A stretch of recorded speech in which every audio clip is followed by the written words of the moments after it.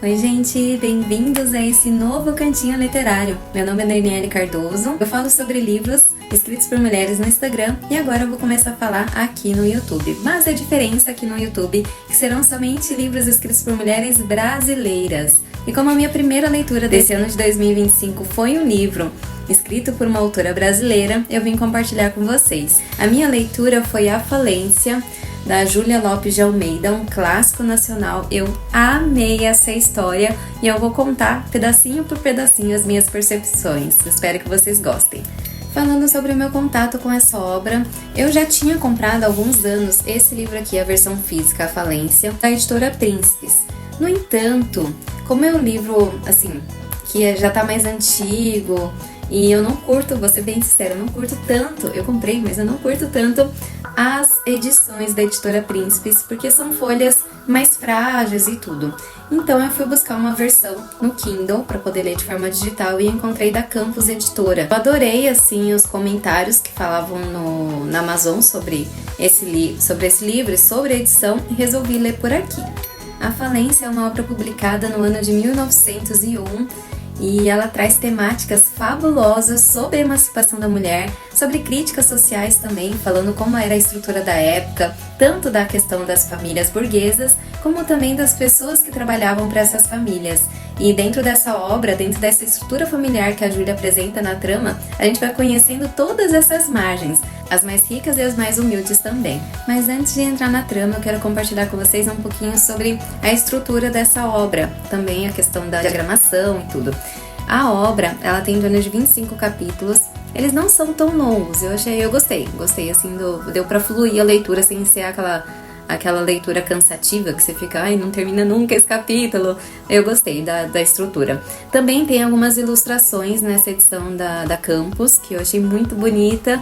Como a história se passa numa época do café, não sei se eu vou conseguir achar todas as ilustrações. Mas no meio, assim, tem algumas ilustrações que te levam para aquele ambiente, te levam para aquela caracterização do personagem. Então eu gostei dessa edição da Campus por conta disso também. E no final a gente tem um pós-fácil escrito por Ana Friedrich, acho que assim pronuncia. Ela é professora de literatura brasileira da Universidade Federal Fluminense. Eu gostei muito do pós-fácil dela, que fala quando foi feita essa edição, que foi após 120 anos da falência, né, que foi publicada a primeira vez e a editora fez essa nova edição. Aqui nesse pós-fácil, a professora Ana fala sobre toda a trajetória da autora e como ela foi importante na história da literatura escrita por mulheres aqui no Brasil e que foi deixada de lado também. Então fala da questão da fundação da Academia de Letras, que a autora Júlia ela não pôde fazer parte simplesmente pelo fato de ser mulher. Então, assim, a Júlia ela teve uma importância fabulosa em questão de escrever o romance com toques de realismo e ela foi deixada de lado, no sentido que hoje a gente conhece vários outros autores, Machado de Assis, que estava ali na mesma época que ela, que tem a ver com a Academia de Letras, que a Júlia não pôde fazer parte simplesmente pelo fato de ser mulher, mas o marido dela pôde. Então, nesse sentido, sabe, o fato do gênero marca muito o local onde a mulher pode ou não pode estar, né? Agora a gente tá começando a ter várias mudanças, mas na época ali da Júlia, de 1900, né, século XIX, século XX, nem tudo se podia simplesmente por ser mulher. Então, eu vejo que a gente precisa falar muito dela ainda e espero que a resenha de hoje seja um ponto de partida de interesse para muitas leitoras conhecerem essa escritora fabulosa. Essa história, então, ela é ambientada no Rio de Janeiro, na época do ciclo do café, onde a gente tem como, inicialmente, né, um jovem português, o Teodoro, que chega ao Brasil sem nenhum recurso e se torna um grande exportador de café, um burguês, assim, que tem muitas rendas, né, muitas economias, e chega um momento da vida que ele decide se casar e vai buscar uma jovem para isso. Nisso ele encontra Camila, uma jovem de origem humilde, porém muito bonita, e escolhe ela. Com a Camila, ele vai ter os 4 filhos. O Mário, que é o mais velho, mas que não quer saber de trabalhar de café com o pai, né? Ele só quer curtir a vida. Aí nós temos a Ruth, que é uma jovem sonhadora, uma jovem ligada a livros, a música. E a gente tem as gêmeas, que eu não vou lembrar o nome delas agora certinho, mas elas têm um papel bem secundário dentro da narrativa, porque são crianças que elas ficam ali mais brincando, né, perto da mãe e tudo. Na casa dessa família burguesa, a gente também tem a Noca, que é uma mulata que trabalha na casa, e temos a Nina, que é uma sobrinha da Camila, que foi meio que empurrada ali na hora do negócio do casamento. Então, a princípio, nós temos essa trama. Parece uma trama simples, burguesa, né? O que a gente vai encontrar dentro de uma família burguesa? Só coisas fúteis, só, né? Alegrias efêmeras. Mas a autora, ela aproveita esse enredo familiar para trazer à tona diversas críticas sociais. Então, a questão ali do Mário, que não quer trabalhar, então será que realmente o trabalho é a única forma de realização para os homens? E a esposa, no caso a Camila, ela não gosta não que ela não gosta do marido durante a trama. Ela tem um casamento conveniente financeiramente, mas ela não ama o marido. Mas mesmo sem amar o marido, ela segue aquele padrão de esposa submissa e mãe exemplar. Até um ponto, porque a Camila, ela tem o amor proibido, que é o médico da família. É interessante que a autora, aí ela já começa a trazer vários elementos pra gente ir refletindo, né? Será que esse amor, até onde as mulheres tinham, hoje a gente talvez tenha outras convenções sociais, mas naquela época, até que ponto a mulher tinha essa liberdade para amar? Não tinha, né, gente? E também tinha a questão do adultério como crime. Então, assim, a Camila, ela tem essa relação com esse médico, mas ela morre de medo de ser descoberta. Então, a autora, ela vai trazendo esses medos das personagens femininas que eu achei bem interessante da gente refletir.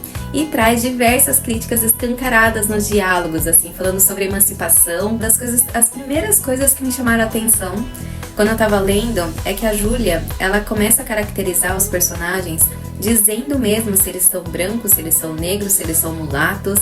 Isso eu achei bem diferente, porque a gente encontra alguns livros mais antigos onde só descreve a pessoa quando ela é negra. Se ela é branca, parece que é, né, universal, não é? É ser humano, né? Aquela fala bem preconceituosa que a gente sabe que existe muito na literatura brasileira. Mas a Júlia não. Todos os personagens que ela vai contando no início do livro, ela vai falando fulano, branco, nananana, fulano, mulato, com a característica X, Y. Eu adorei essa forma de descrição que a autora fez. E falando sobre papéis sociais, eu selecionei 2 trechos para comentar com vocês que a autora, ela representa qual era a expectativa da época em relação a homens e mulheres, sempre essa dualidade, mas enfim. O trecho que é sobre o Teodoro, que ele fala assim: para que lhe serviria o que juntara se não compartilhasse com uma esposa dedicada e meia dúzia de filhos que lhe herdassem virtudes e haveres? No seu sonho, começou a esboçar-se a ideia de um herdeiro. Teria um rapaz que usasse o seu nome, seguisse as suas tradições e fosse, sobretudo, um continuador daquela casa da rua de São Bento, que engrandeceria com seu prestígio a sua mocidade, bem assente no apoio e na experiência paterna. O filho seria a sua estátua viva, nele viveria.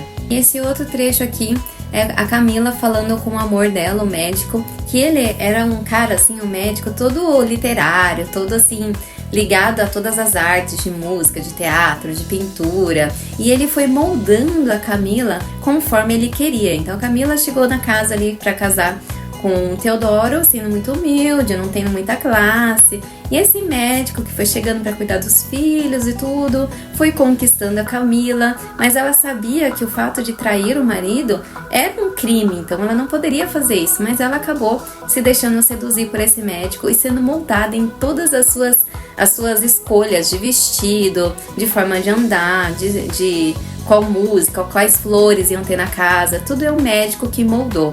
E falando de literatura, o médico chega para falar com ela sobre um livro. E olha o que acontece nesse diálogo. Ele fala de um livro para ela e ela pergunta: você já leu? Ele fala: já. Trata-se de um amor um pouco parecido com o nosso. E ela já respondeu assim toda, né, arisca: então não leio. Sei que está cheio de injustiças e de mentiras perversas. Os senhores romancistas não perdoam as mulheres. Fazem-nas responsáveis por tudo, como se não pagássemos caro a felicidade que fruímos. Nesses livros tenho sempre medo do fim, revolto-me contra os castigos que eles infligem às nossas culpas, e desespero-me por não poder gritar-lhes: hipócritas, hipócritas. vocês pegaram toda essa crítica que a Júlia colocou dentro dessa fala da Camila, falando sobre a injustiça que as mulheres não podiam amar quem elas queriam. Então ela trouxe, esse livro ele foi muito polêmico na época, também por conta disso. Como assim uma mulher vai falar tudo isso que ela quer falar? Ela não pode falar. Então, todo o livro A Falência, gente, ele é repleto de diálogos, assim, de toques. Tem uns que são mais escancarados, outros não. E eu achei essa trama fabulosa. E, no geral, sobre a representação das mulheres, a gente tem mais mulheres nessa história. Eu gostei que a Júlia fez essa escolha, trazendo essa perspectiva da mulher que trabalha na casa, que é humilde, da mulher negra, da mulher que é a enteada, né, no caso da Nina, da mulher que é burguesa. Eu gostei assim de todos os universos que ela trouxe para essa trama. E chegando ao final, agora talvez vou dar um spoiler, então se você não quer saber o eixo desse livro, já para o vídeo aqui. Mas a trama, conforme o título fala, a falência. Então chega um momento que o Teodoro, ele acaba falindo nos seus negócios da exportação do café. Ele faz um negócio lá com o Inocêncio, adorei a escolha do nome, Inocêncio, e ele acaba perdendo tudo. E nisso, ele faz o suicídio, ele pratica o suicídio, e aí quem salva toda a família parece que vai ser lá o Mário, que teve um bom casamento, o filho mais velho, mas ele e a esposa, a Paquita, acabam fazendo uma estrutura que eles querem separar a mãe para viver com a Nina, que tinha ganhado uma casinha lá no aniversário, porque tem que vender a mansão, e separa as filhas, né, aquela questão que no momento da crise quem manda é o homem, né, o filho mais velho, então ele decide as coisas. Só que, e olha que interessante, ele sabe, vou contar mais uma parte do livro, gente, mais um spoiler. O Mário, ele sabe do romance escondido da mãe. Então ele pensa o quê? Vou organizar o destino das minhas irmãs e minha mãe que se case novamente. Agora não é livre, então vai se casar. E a gente pensa que a Camila vai casar com o médico, mas esse médico, gente, outro spoiler, segundos pra parar. Esse médico, ele já era casado, então como assim? Quem salva a Camila dessa situação de pobreza, dessa família dividida? E aí a Camila se levanta como uma mulher assim, corajosa, e decide trazer, já que ela não pode contar mesmo com esse amor que ela teve durante muitas décadas, ela decide que ela vai levantar a família dela novamente. Então ela traz as filhas menores para perto, vai ensinar elas a ler e escrever. A filha, que é a mais velha, que gosta de tocar música, piano, começa a dar aulas de música para as pessoas que moram perto. A moça que fazia parte que era empregada na casa, também começa a lavar roupa fora. Então elas se ajuntam e começam e sobrevivem a essa falência e também ao suicídio do Teodoro. Eu achei esse final assim fantástico, porque são as mulheres que decidem o próprio destino. Apesar de todas as outras indecisões, as outras coisas que ela sempre foi permissiva, que ela nunca pôde opinar, nessa questão de manter as filhas, de transmitir os valores, de dar continuidade após essa grande quebra na família, foi a Camila que fez essa decisão de reestruturar a família, mesmo que não tivessem dinheiro. Então, assim, eu achei fabulosa esse final que a autora deu, porque nos últimos momentos são as mulheres que podem ajudar as mulheres. Então, eu achei fantástica essa obra, repleta de crítica, gente. Se eu fosse ler todos os diálogos críticos aqui, a gente ficaria horas e horas de vídeo. Recomendo muito essa leitura, não é cansativa e tem frases maravilhosas também de refletir e aquecer o coração. Bom, quero agradecer você por ter assistido esse vídeo até o final. Esse é o primeiro vídeo do canal, espero a cada resenha ir melhorando, trazendo mais elementos e que você se encante pelo universo dos livros escritos por mulheres, que tem muito a falar e muito a ensinar e inspirar a nossa realidade atual. Beijos e até a próxima!